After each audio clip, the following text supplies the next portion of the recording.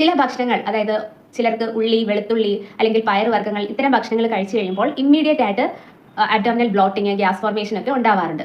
ഇതിന്റെ ഒരു റീസൺ എന്ന് പറയുന്നത് ഇത്തരം ഭക്ഷണങ്ങളിൽ നേരത്തെ തന്നെ ബാക്ടീരിയൽ ഓവർഗ്രോത്ത് നടന്നിട്ടുണ്ടായിരിക്കാം.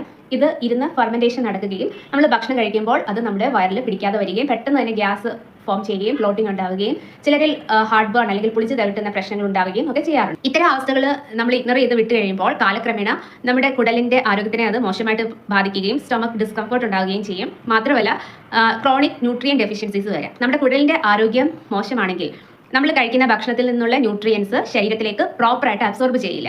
അതുകൊണ്ട് തന്നെ ന്യൂട്രീഷണൽ ഡെഫിഷ്യൻസീസ് വരാനുള്ള സാധ്യതയും കൂടുതലാണ്.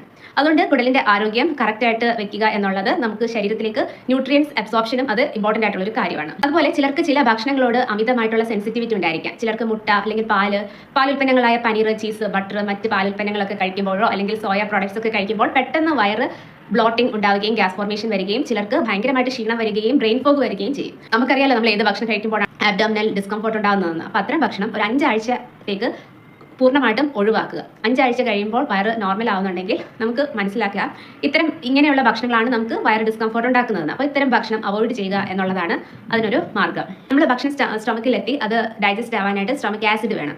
അപ്പോൾ ചിലരിൽ പ്രായത്തിന്റെ പ്രശ്നം കൊണ്ടോ അല്ലെങ്കിൽ ചില മെഡിസിൻസിന്റെ ദീർഘകാലമായിട്ടുള്ള ഉപയോഗം കൊണ്ടോ അല്ലെങ്കിൽ എന്തെങ്കിലും അമിതമായിട്ട് സ്ട്രെസ് ഉള്ളപ്പോഴോ ഒക്കെ ഈ സ്റ്റൊമക് ആസിഡിന്റെ പ്രൊഡക്ഷൻ കറക്റ്റായിട്ട് നടക്കത്തില്ല. അപ്പോൾ നമ്മൾ കഴിക്കുന്ന ഭക്ഷണം പ്രോപ്പറായിട്ട് ഡൈജസ്റ്റ് ആവില്ല. ഇത് acidity, fermentation, bloating, heartburn ഇതൊക്കെ ഉണ്ടാക്കാം. എപ്പോഴും ശ്രദ്ധിക്കേണ്ട ഒരു കാര്യമാണ്, വളരെ സ്ലോ ആയിട്ടായിരിക്കും നടക്കുന്നത്. അത് കൂടുതൽ ആങ്സൈറ്റി, സ്ട്രെസ് ഉള്ളവർക്ക് അല്ലെങ്കിൽ തൈറോയ്ഡ് ഇഷ്യൂസ് ഉള്ളവർക്ക് പ്രത്യേകിച്ച് ഫിസിക്കൽ ആക്ടിവിറ്റി ഒന്നും ഇല്ലാതെ, പ്രത്യേകിച്ച് എക്സസൈസും കാര്യങ്ങളും ഒന്നും ഇല്ലാതെ വെറുതെ ഇങ്ങനെ ഇരിക്കുന്ന ഒരു ലൈഫ് സ്റ്റൈൽ, സെഡൻറ്ററി ആയിട്ടുള്ള ഒരു ലൈഫ് സ്റ്റൈൽ ആണെങ്കിലും ഡൈജഷൻ ശരിക്കും നടക്കില്ല, സ്ലോ ആയിട്ടായിരിക്കും നടക്കുന്നത്. അപ്പോൾ കുറേ സമയം സ്റ്റൊമക്കിൽ ഫുഡ് ഇരുന്ന് അത് ഫെർമെന്റേഷൻ വരികയും അത് അസിഡിറ്റി, ബ്ലോട്ടിംഗ്, ഗ്യാസ് ഫോർമേഷൻ ഇത്തരം പ്രശ്നങ്ങൾക്ക് കാരണമാവുകയും ചെയ്യാം. അപ്പോൾ ശ്രദ്ധിക്കേണ്ട ഒരു കാര്യമാണ്, വളരെ സ്ലോ ആയിട്ട് മാത്രം ഭക്ഷണം കഴിക്കുക, ഇരുന്ന് ഭക്ഷണം കഴിക്കുക. ഭക്ഷണം കഴിക്കുന്ന സമയത്ത് TV കണ്ടുകൊണ്ട് കഴിക്കാതിരിക്കുക, മൊബൈൽ കണ്ടുകൊണ്ട് കഴിക്കാതിരിക്കുക, അതുപോലെ വലിച്ചു വാരി പെട്ടെന്ന് ഭക്ഷണം കഴിക്കാതിരിക്കുക. അത് ശ്രദ്ധിക്കുമ്പോൾ ഡൈജഷൻ കുറേയൊക്കെ പ്രോപ്പറായിട്ട് നടക്കാൻ അത് സഹായിക്കും. അതുപോലെ പ്രോബയോട്ടിക്സ് കൂടുതൽ അടങ്ങിയ ഭക്ഷണങ്ങളൊക്കെ കഴിക്കാൻ ശ്രമിക്കുക. ഫൈബർ റിച്ച് ആയിട്ടുള്ള ഭക്ഷണങ്ങൾ കഴിക്കാൻ ശ്രമിക്കുക. കൃത്യമായിട്ട് ഒരു പ്രോപ്പറായിട്ടുള്ള എക്സസൈസ് ഉണ്ടെന്ന് ഉറപ്പുവരുത്തുക. ആവശ്യത്തിന് വെള്ളം കുടിക്കുക.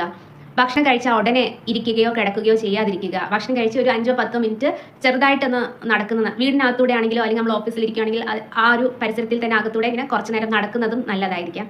ഒരുപാട് സമയം ഇരുന്ന് ജോലി ചെയ്യുന്നവരാണെങ്കിൽ ഇടയ്ക്കിടയ്ക്ക് ഒരു 1 അവർ കൂടുമ്പോൾ ഒരു 5-10 മിനിറ്റ് എഴുന്നേറ്റ് നിൽക്കുക. അപ്പോൾ കുടലിൻ്റെ ആ ഒരു ആരോഗ്യത്തിന് അത് നല്ലതാണ്. പിന്നെ ഭക്ഷണത്തിൽ ഈ ഇഞ്ചി, പെപ്പർമിൻറ്റ്, ഗാർലിക് ഇവയൊക്കെ ഉൾപ്പെടുത്തുന്നതും നല്ലതായിരിക്കും.